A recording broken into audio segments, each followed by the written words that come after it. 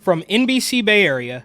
San Francisco supervisor says city looking to reimagine Union Square, push to keep Macy's in area. And of course, my name is Eric. This channel is called Report and Opine, where we highlight all, well, not all, but most. Not all, but most Of the coastal elite chaos. Please subscribe, like, comment, share. I'm absolutely begging you. I'm begging you, please. Come on, please.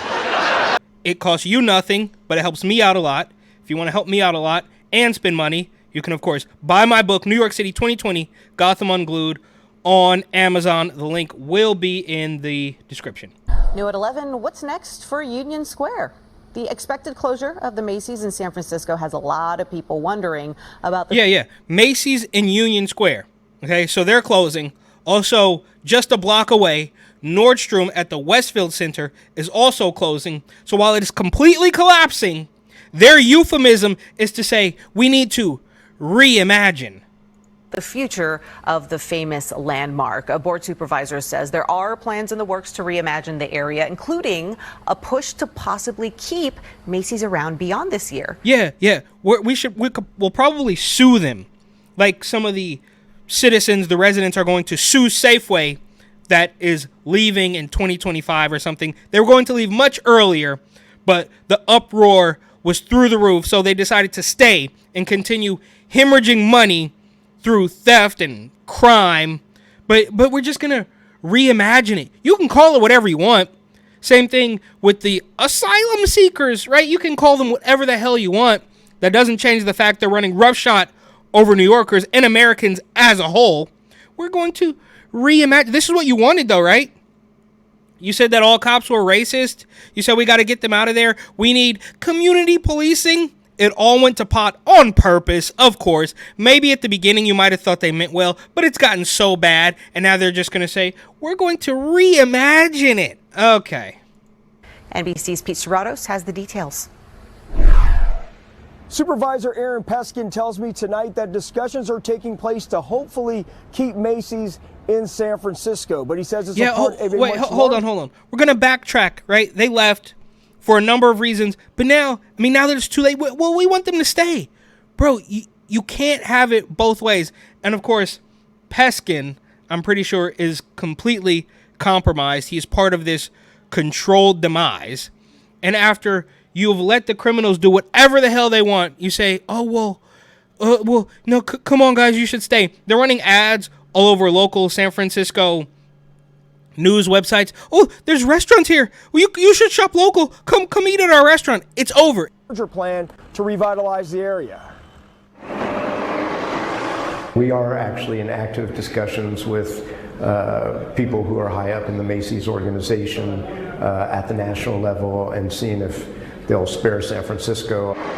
Yeah. So they should stay and, of course, continue to allow criminals to take whatever it is they want, which is fine because we know by now, of course, that San Francisco doesn't even believe in crime. You guys worried about consequences like from the police out here? What? San Francisco doesn't believe in crime. What are you talking about? You know what I'm saying? Shout out the DA, though. Oh, shout out London Breed, too. So you're going to stay there, and what? Who are you going to sell it to? The junkies that are left? You're going to sell it to the political regime? What's actually going to happen? That's why San Francisco Board Supervisor Aaron Peskin is staying optimistic about keeping the doors open at the Macy's store in Union Square. The retail giant announcing last month that it was closing 150 stores nationwide, including the Union Square. But it's over. It's like when an NBA team, discusses a trade and then they don't do it. It's like, well, it's too late. You already know you want to get rid of them, so you want to backtrack now? You can't fix it. You can't put a broken glass back together. That's quite obviously what they're trying to do, I guess, which is good in the grand. I guess you're pretending now that you don't want it to be as bad, which is perhaps a tiny bit better than the controlled demise that you foisted upon the people of San Francisco. I don't know. It's all a complete mess. It is quite literally a lose-lose race to the bottom. Location. We have sent our highest level people to their highest level people, so fingers crossed. But the future of Macy's isn't impacting the future plans for Union Square, which Peskin says could include converting empty office space to housing, a cable car museum, and even a main stage for performances as early as this summer. We are working on getting money. Oh, but guess what? San Francisco closed the Panda deal. The mayor, London Breed, who of course paid nearly $23,000 in ethics violation fines, she went all the way to China with 30 delegates to close the deal for pandas while everything is collapsing. And this guy, oh, well, maybe they'll take a second chance. These people are disgusting. This is like a male awful right here. The awfuls, the affluent white female liberals in the Democrat Party. Okay, so this guy wants you to know that, well, you know, we did everything in our power to make sure that the criminals had complete control, and now the businesses have all gone. But shoplifting's down, right? And, you know, they should stay.